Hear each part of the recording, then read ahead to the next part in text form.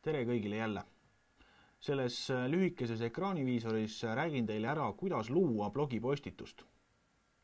Kui te olete blogerisse sisse loginud, siis siin avalehel on kõigepealt nähtaval teie blogid. Minul on siin üks blogi, Blogger õppetöös, ja kui ma tahan nüüd siia uut blogipostitust teha, siis pean ma klikkama lingil New Post, see sinine siin. Nii. Ja avaneb mulle leht, kuhu saab siis postituse sisu kirjutada. Kõigepealt paneme postitusele pealkirja. See läheb siia title alla. Ja see suurem kast või tekstiväli siin all on siis sisu kirjutamiseks. Siia saab kirjutada teksti, panna pilte, videosid ja mida peaks hing ihaldama. Videote ja piltide lisamisest räägin teile natukene hiljem ehk järgmises ekraaniviisoris, aga praegu räägin kiirelt ära teksti osa.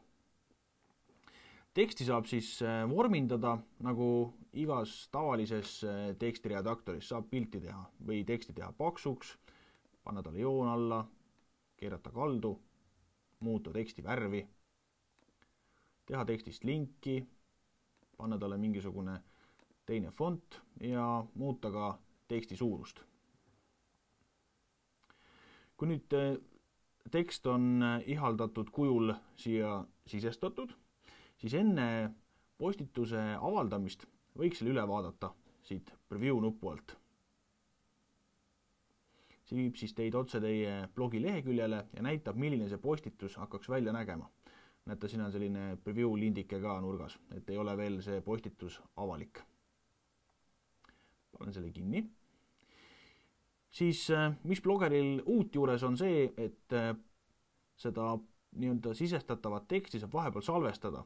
Vahepeal tuleb võib-olla isu väike kohvi teha, siis lähete ära, salvestate enne ära, et kui vahepeal peaks internet ära kaduma või arvutil aku tühjaks saama, siis ei lähe teie töö kaduma, ehk siin save nupuga. Hea asi on veel see, et bloger salvestab seda teksti ka automaatselt ise. Nii et kui ma siia midagi juurde kirjutan, siis ta peaks seda varsti ise automaatselt tegema või vajutate siis, jõudis ära teha, oli kärmem kui mina. Nüüd, enne kui postitust avalikuks tegema hakkame, vaatame alt siit mõned seaded veel üle. Näete, siin all on text post options ja väike nooleke siin ees. Siin on võib-olla kaks tähtsamat asja. Esimene on see, et kas te lubate nii-öelda lugejatel seda postitust kommenteerida või ei luba. Vaikimisi on ta lau ehk lubab, saab panna ka siis don't allow. Ja teine asi, kas te teete postituse kohe avalikuks või saab selle näiteks ka niimoodi keerata, et ta tuleb avalikuks mingisuguse aja pärast. Ehk teete mõned ülesanded valmis näiteks õpilastele, aga ei taha, et need korraga kõik nähtavad oleks. Siis saate siin kuupäeva ja kella järgi panna need näiteks nädalate kaupa automaatselt avalikuks tulema. Päris tore seade minu arust. Kui kõik need asjad on paigas, siis jääb ainult üks asi veel siin vajutada, see on publish post ja postitus läheb teie blogisse nähtavale.